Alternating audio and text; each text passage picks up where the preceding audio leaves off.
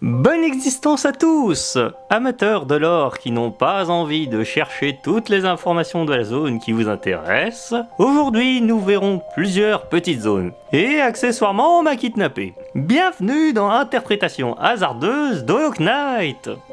À ma plus grande surprise aujourd'hui, le bestiaire ne sera pas très long car il n'y en a que deux. Le premier est l'esprit de Xero, un ancien guerrier au service du roi. Tout ce que l'on sait de lui, c'est que dans son vivant, il était persuadé que sa force l'amènerait vers un avenir glorieux. Mais hélas pour lui, l'infection a dévoré son esprit et il s'est retourné contre le roi et fut tué très rapidement. Son cas servit d'exemple pour dissuader d'autres actes similaires. En effet, le roi Pal décida que la tombe de Xero serait exposée aux yeux de tous, pour montrer aux futurs traîtres le destin funeste associé à ceux qui suivraient cette voie. Chaque année, on crame toutes les geôles, la saloperie est éliminée, et une nouvelle génération arrive, et ainsi de suite. On passe aux carcasses enterrées. Si vous pensiez que l'infection de radiance ne touchait que les vivants, les carcasses de la crypte vous montreront le contraire. Ces restes momifiés se cachent dans l'obscurité, errant sans but, comme les vivants infectés en fait. Cependant, celles-ci émettent des bruits de halètement sinistres, alors que tout le monde sait que les momies ne font pas ce genre de bruit. N'est-ce pas, Jamie? Et voilà ce que ça donne. Par contre, entre les deux, je ne sais pas quel est le bruit le plus étrange. En tout cas, ces créatures sont extrêmement dangereuses, car malgré leur corps déformé et enragé par l'infection, celles-ci possèdent de puissantes griffes qui vous seront destinées. Non, franchement, c'est vraiment pas simple de raconter des trucs à la tête à l'envers. Gut! Gut! Oh, mais où est-il passé? Pourtant le vieillard dehors m'avait bien indiqué cette maison. Bon bah tant pis, je vais devoir faire ma partie sans lui. Bonjour amateurs de l'or, je suis Kaz, je ne viens pas d'ici, mais je vais quand même vous parler d'un endroit que j'ai exploré il y a peu, le cimetière du repos éternel. Le repos éternel est un des endroits les plus calmes que j'ai pu voir depuis la chute du royaume d'Alonest. Qui aurait cru que dans une invasion de zombies, le seul endroit tranquille serait un cimetière? Ironique. Je sais que le roi de ce royaume ne respecte personne, mais je suis content de constater que parfois, il va à l'encontre de cette directive avec les morts. Qu'ils soient étrangers ou même des traîtres du pays, tout le monde avait le droit à une tombe pour s'y recueillir. Le lieu n'était pas difficile d'accès pour les insectes, il y avait un coléoptère pour ceux qui venaient de loin et un monte-charge pour les plus fortunés. Un parc de repos fut même aménagé au bord d'un lac bleu. L'endroit était certes connu de tous pour la couleur bleutée des minéraux de la grotte qui se reflète sur l'eau, mais il était surtout célèbre pour être la source de la pluie qui s'abat sur la Cité des Larmes, une place située juste en dessous. Difficile d'imaginer qu'un si bel endroit puisse nuire à un autre. Le royaume d'Elonest a été frappé par une infection qui fit tellement de victimes que les tombes s'étendent à perte de vue. Après cette catastrophe, un mémorial a été construit pour honorer les 3 veilleurs ayant donné leur vie pour protéger le pays de cette menace. Mais la crypte juste à côté montre que leur sacrifice avait été vain. Avant la chute du royaume, la classe moyenne était honorée avec des tombes à la surface, tandis que les plus fortunés avaient des chambres funéraires où ceux-ci étaient momifiés et enterrés avec leurs richesses. Ce lieu était donc bel et bien la preuve que le roi Pal continue de séparer les riches et les pauvres, même après la mort. Il y a encore tant de lieux secrets que je n'ai pu explorer, que j'aurais voulu connaître si Gut n'avait pas tout simplement disparu. Ah tiens, voilà son script, peut-être que je vais pouvoir trouver où est-ce qu'il est allé avec ça. Franchement, c'était pas le jour pour me kidnapper. J'ai un invité aujourd'hui. Bon, vous allez me détacher, faut que je lui parle des endroits secrets du repos éternel. Bah, tu peux m'en parler. J'ai jamais pu entrer dedans tellement je suis grand. J'ai aucun doute à te croire. Moi, bon, de toute façon, faut bien que je m'entraîne.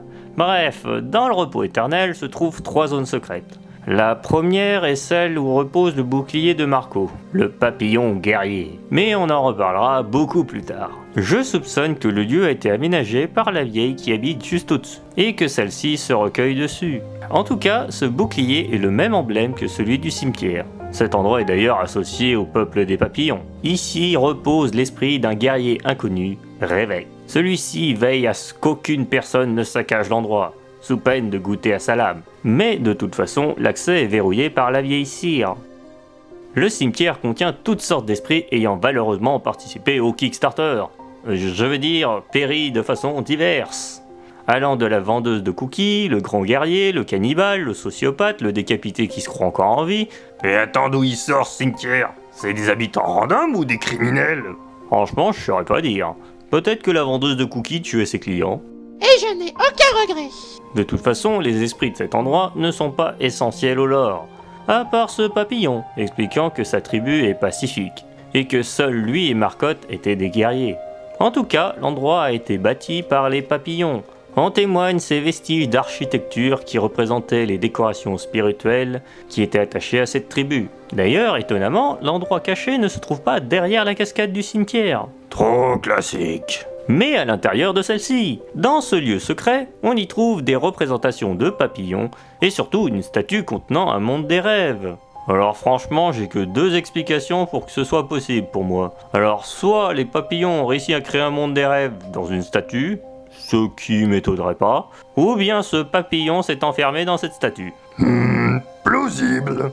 Je m'en fiche un peu en fait de la raison, parce qu'en vérité cet endroit c'est plus un secret qu'autre chose. De plus, le papillon qu'on a là se demande lui-même qu'est-ce qui est écrit à l'intérieur. Je dois l'admettre qu'après avoir relu l'intégralité des textes à l'intérieur, j'en suis ressorti avec des questions d'une profondeur inégalée. Bon allez, en vérité je trouve ça vraiment sympa de la part de Team Cherry. Parce qu'en fait, ils ont créé cet endroit pour y mettre tous les messages de leurs gros contributeurs de leur Kickstarter de l'époque. Une bonne manière de casser le quatrième mur en toute discrétion. Ouais. Visiblement, toi tu te gênes pas par contre. Ouais, t'as raison. Retournons dans le monde réel, avec la maison de l'endeuillée grise, cachée au-dessus de la crypte. Et pourquoi construire une maison ici, sérieux? Eh bien, parfaite transition pour parler des personnages qui habitent dans la zone. On commence par l'endeuillée grise. C'est une guerrière venant d'un pays lointain. Elle est arrivée à Alonest avec des fleurs mystérieuses. Arrivée sur place, ses talents de guerrière intéressèrent fortement le roi Pâle. Il fit d'elle l'une des 5 grands chevaliers personnels de sa garde. Le vrai nom de ce personnage est Zimmer. En tout cas, c'est comme ça que je la prononce. Celle-ci demanda au roi de lui construire une maison cachée et isolée du royaume pour ne pas être dérangée. Mais en vérité, celle-ci ne voulait juste pas que quelqu'un découvre son secret. En cachette, elle aimait la fille du chef de la tribu des Mantes. Ainsi, elle pouvait se voir et s'aimer dans ce lieu en toute sécurité. Une fille? Tu veux dire qu'elle... Ouais, il est où le problème? Non, rien. De toute façon, je déteste tout le monde, hein. Dis-toi que les Mantes détestent les étrangers par-dessus tout. Il est dur de savoir ce qui a tué la fille du chef de cette tribu. Peut-être la folie de celui-ci, qui le poussera à devenir un traître plus tard, ou tout simplement les Mantes contre cette union. Une chose est sûre, Zimmer découvrit la mort de son amour, et décida de s'exiler dans sa maison afin de se laisser dépérir. Toutefois, elle continua de cultiver ses fleurs délicates venant de son ancien royaume, espérant qu'un jour elles pourront fleurir sur la tombe de son amour perdu. C'est vachement triste ton histoire. Ouais, de toute façon c'est un peu dur d'être joyeux dans un épisode qui parle de cimetière. J'aimerais bien parler du chaman escargot enterré dans la crypte, mais on ne sait pas grand chose dessus à part qu'il a créé ce charme. Je suis sûr que le chaman escargot de la butte ancestrale le sait, lui, mais je suis coincé. Ouais, et tu restes ici. Bon, il est temps de parler de Cire. Yeah! Cire est la dernière survivante du peuple des papillons de nuit. Ou phalène, comme vous voulez, de toute façon, toute l'espèce est morte. Un peu de respect. Je suis la dernière détentrice du savoir des papillons, moi. Ouais, c'est l'une des rares personnes à connaître la source de l'infection, vu que c'est leur dieu qui est la source de tout ce bordel. Car oui, si vous vous souvenez, c'est Radiance qui veut détruire ce royaume. Je pense qu'elle est un peu en colère parce que son peuple l'a abandonnée. Je regrette que mes ancêtres aient abandonné leur déesse, mais Radiance voulait garder un esprit de ruche sur le monde. Le roi Pâle nous a offert le libre arbitre, D'accord, c'était une pourriture, on est tous d'accord sur ce point. Mais il nous offrait la liberté de penser par nous-mêmes. Qui refuserait ça? Les abeilles? Les abeilles, c'est des racistes, c'est des idiotes. Je refuse d'en parler. Bon, bah du coup je peux partir? Vous avez fini? Bah je pense que j'ai dit le principal. Bon, j'espère que vous aurez appris des trucs, et je vous dis à la prochaine! Super! Soirée karaoké! Quoi? Yeah! Oh pitié, non! Na na na na na na na na na na na na na na na na na na na. Sire, survivant de l'enfer. Sire, sire, souvent croise le fer. Sire, sire, dans les abysses les esprits. Sire, sire, contre les fous les bandits. Héroïne du passé, elle fait respecter la loi. Elle est l'héritière des plus grands maîtres de l'au-delà. Elle n'a qu'un seul but, elle n'a qu'un seul idéal. C'est de combattre et détruire les forces du mal. Sire, sire, survivant de l'enfer. Sire, sire, aussi dur que du fer. Sire, dans les abysses les esprits. Sire, sire, elle ne voit plus les fous, les bandits. Elle est aussi vieille que le roi pâle.